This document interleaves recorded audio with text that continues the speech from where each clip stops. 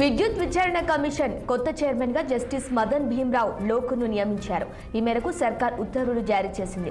తెలంగాణలో విద్యుత్ ఒప్పందాలపై జరుగుతున్న విచారణ కమిషన్ చైర్మన్ గా జస్టిస్ ఎల్ నరసింహారెడ్డి తప్పుకున్న విషయం తెలిసిందే.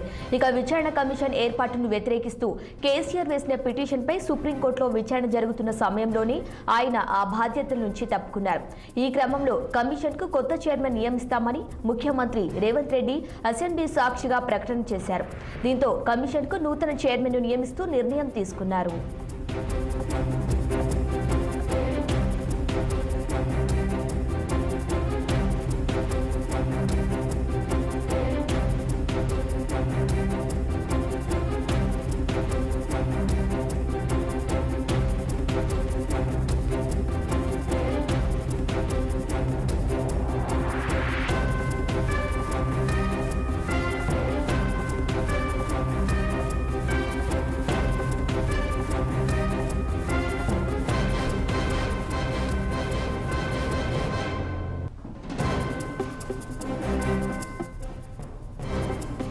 ఉమ్మడి రాష్ట్రంలో హైకోర్టు ప్రధాన న్యాయమూర్తిగా పనిచేసిన లోకూర్ తొలుత 19 ఫిబ్రవరి 1999న బెంచ్కి పదోన్నతి పొందారు.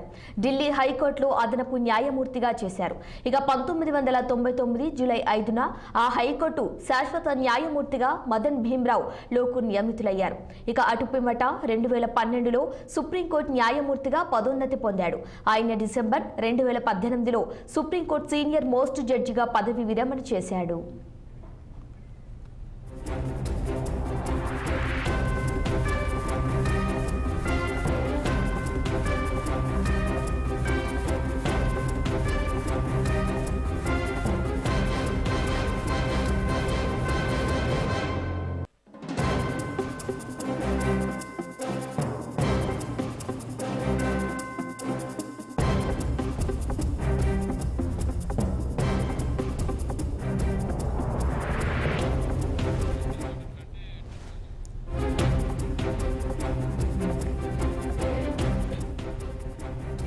విద్యుత్ విచారణ కమిషన్ కొత్త చైర్మన్ గా జస్టిస్ మదన్ భీమ్రావ్ లోకును నియమించారు.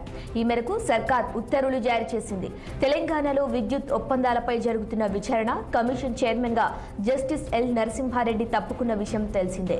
విచారణ కమిషన్ ఏర్పాటును వ్యతిరేకిస్తూ కేసీఆర్ వేసిన పిటిషన్ పై సుప్రీంకోర్టులో విచారణ జరుగుతున్న సమయంలోనే ఆయన ఆ బాధ్యతల నుంచి తప్పుకున్నారు. ఈ క్రమంలో కమిషన్ కు కొత్త చైర్మన్ నియమిస్తామని ముఖ్యమంత్రి రేవంత్ రెడ్డి అసెంబ్లీ సాక్షిగా ప్రకటన చేశారు. దీంతో కమిషన్ కు నూతన చైర్మన్ ను నియమిస్తూ నిర్ణయం తీసుకున్నారు.